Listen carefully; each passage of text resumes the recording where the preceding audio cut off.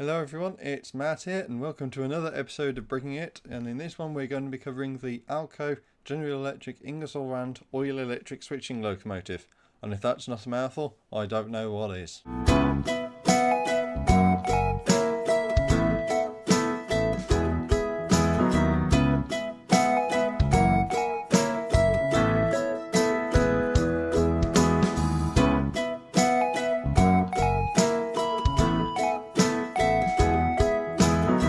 The AGEIR oil electric switcher locomotive has a very complex and vast history.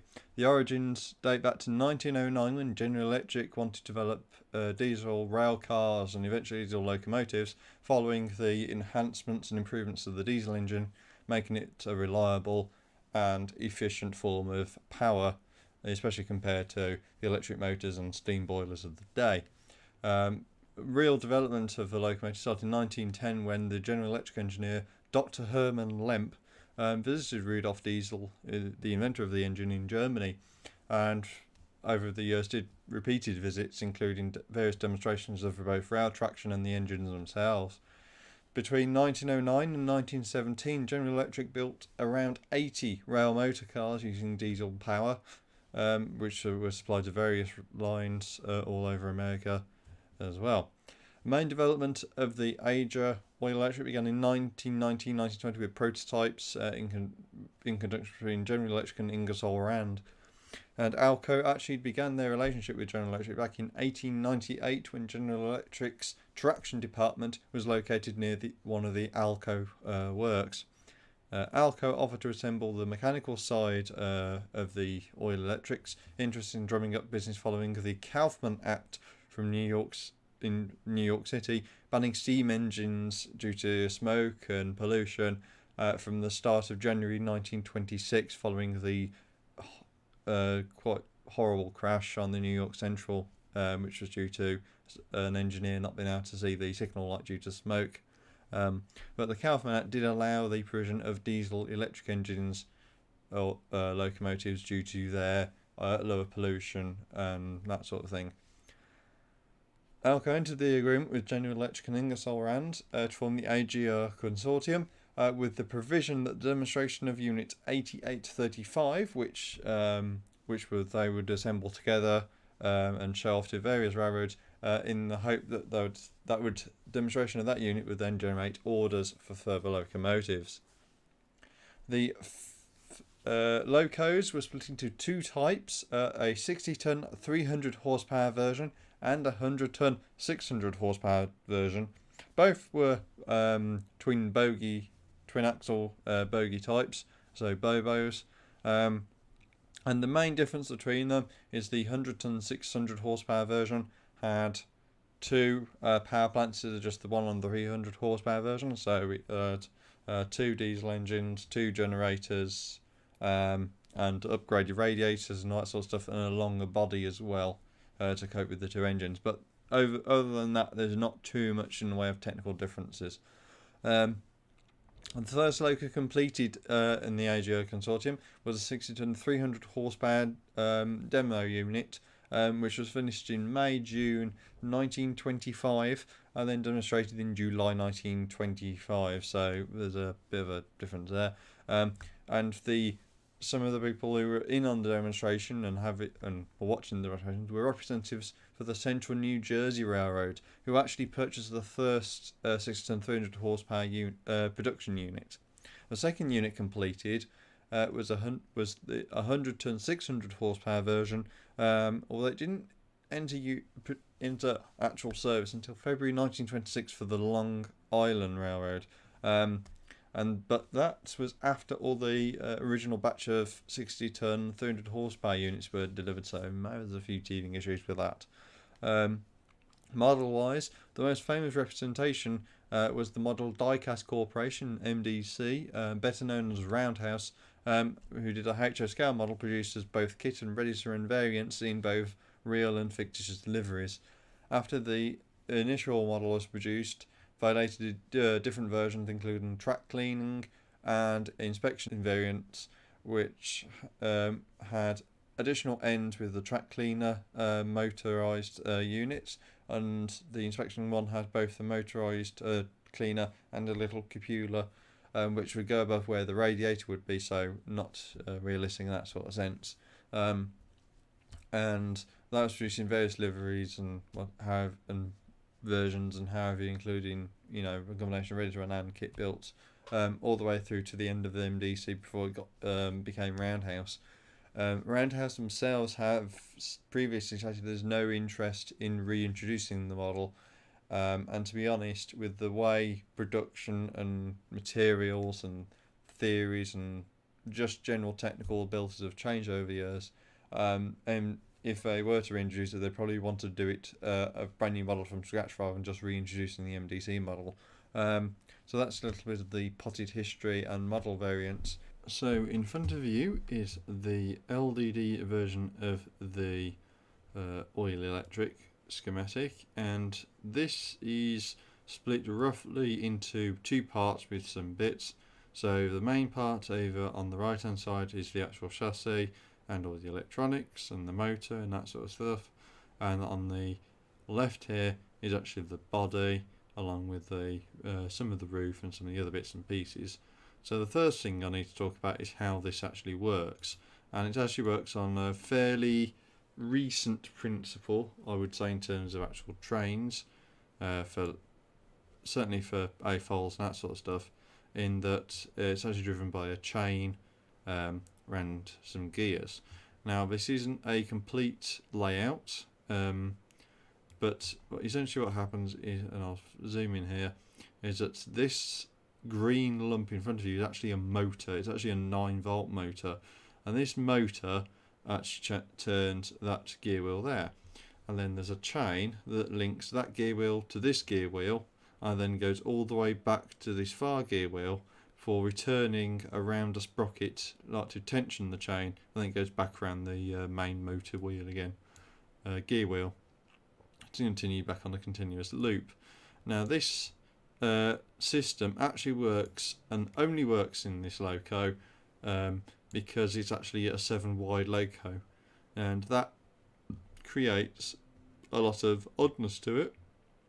So it is to scale for that sort of body size, rather than 8-wide, because these were rather diminutive locomotives, but it also means that you have a 5-wide internal space to use rather than a 4 or a 6 like you would do with other locos. So that 4-wide is just about wide enough to cope with the 4 studs of the motor, 4 studs of the battery box, and 4 studs of the IR receiver all the way at the back there, but allow you another stud for the gear chain that's on here. And obviously it's been a lot of work to get it to that point, and I'm quite glad to say that Justin's pictures were enough to get it to actually go to this point to begin with, and then I've also done a few other bits and pieces as well. So I've simplified the design as well where possible, used some larger plates, used a few other bits and pieces.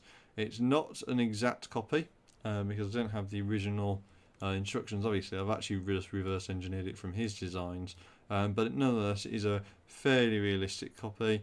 It's a fairly accurate copy as well to what Justin originally did, and it's actually quite a nifty way of doing it that way.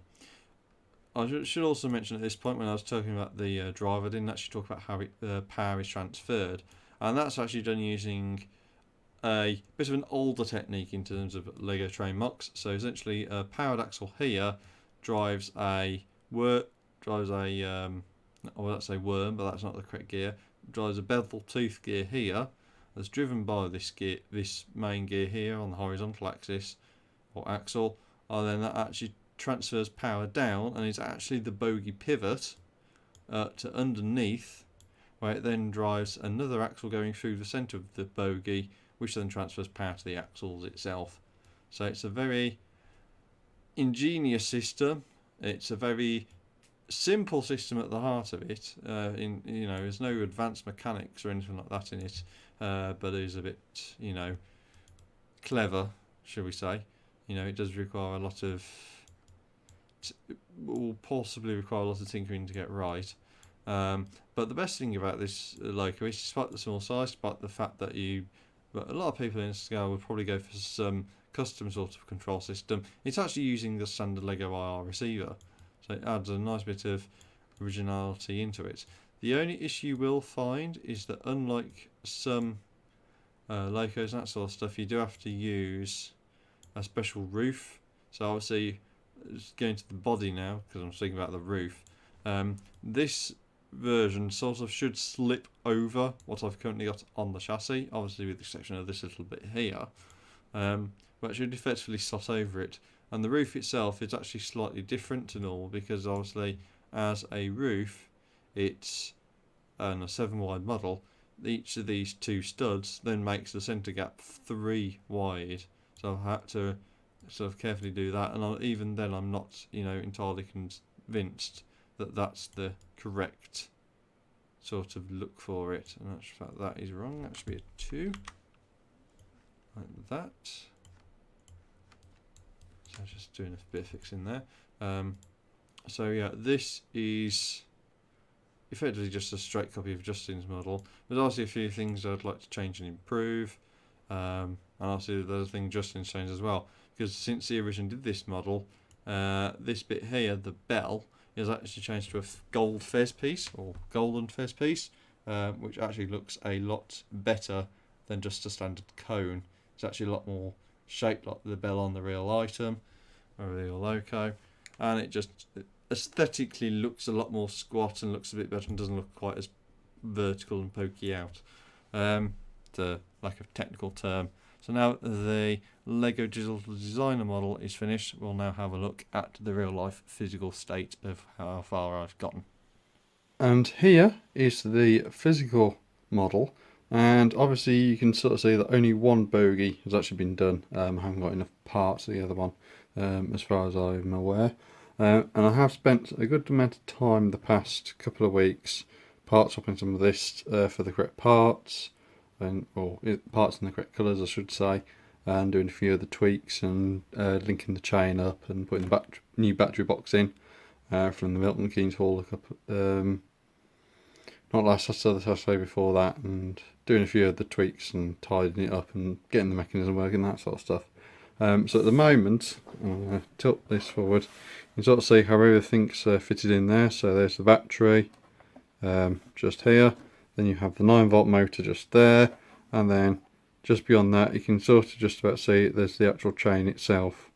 I can find that final stud gap in there. So if I take this off, and hopefully this should be work okay. He says, there you go. You can actually see the chain there, and as well as the tension sprocket that just there. That's actually built into the body rather than built in the inside. So this is the state of the loco. It's obviously missing all the portion here. We don't have the control system in place yet, so it is literally just the motor and the battery box, and then this is what I'm using to control it, so forward and reverse. If you have a look on the inside, here's the bogie itself. We just dropped a bit of the cab roof detail there we go. So here's the bogie. Obviously it does rotate a bit because obviously the mechanism is slightly loose to how travel. So there you have the mechanism, and it does drive both axles from that initial transmission down from the chain drive there. So obviously it comes down from that gear wheel at the back there, transfers to this wheel, and then through this axle drives these wheels through these meshes here. And obviously it's the same on the opposite bogie when I do actually put that in. But that's it at the moment. The main priority now is to try and get the entire wiring in, so to put in the control system and the other bogie, or in either priority, and then get it all together. And then the next priority after that is ensuring it all works. Then after that I can then sort of complete the unit, do incorrect part colour swaps on the bogies for example, fill in the roof section. I am going to use the power functions receiver, ensure there's enough of the gap to actually get controls into it. And that's pretty much it. You know, it's largely complete. The only other thing to do, of course, is to add the underframe detail.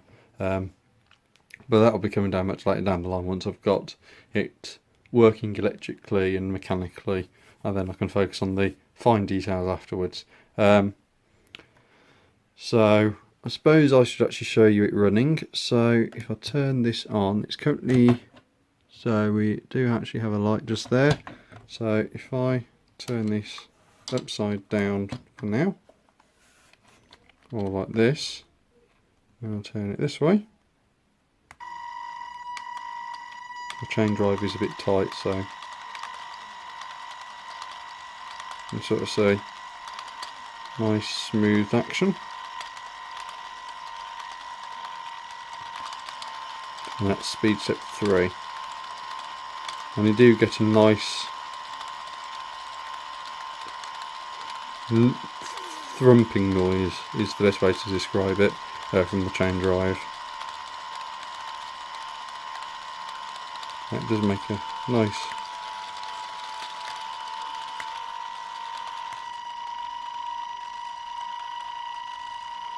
and back to 0. So there's a very nice noise to it as it goes around. But yeah, so that will be a nice little piece for an exhibition in the future. But for now, this is how it is. So we come to the last part of the episode, and that's why I actually want the model. And to go over the basics is that I did originally want one when I was in HO scale and the MDC one, but they were quite expensive because obviously they haven't been produced in so many years. They're much loved models as well in that scale. So, and the other thing is that to build one isn't that hard because I already have the plans, and a lot of the sort of like design issues, if you like, about how to design it, how to build it, and that sort of stuff have already been done by the previous model. So I have no need to actually go out and design one because there's already one designed. So all I've got to do is reverse engineer that built copy, and then build a copy from the reverse engineering. Now it doesn't necessarily mean it's going to be accurate to 100% because obviously there's things I want to do and things I might want to change and all that sort of stuff. So, you know, it's an easy model to build. I did want one in HO scale, but obviously I've pulled out of that now. So it means that now I've got the freedom, I can actually build one in Lego scale and use one from there. So it's going to be I think this is going to be the first locomotive I can actually finish as a custom loco completely. Because the other locos I've been working on as custom ones, and the Suburban tank Suburban tank I've dropped at the moment because I'm need to work out the mechanism and that sort of stuff to change it round. So I've left that on the back burner. The Brickline locomotive I've kind of left on the back burner because I've been doing other stuff like the Brickmore Road cars.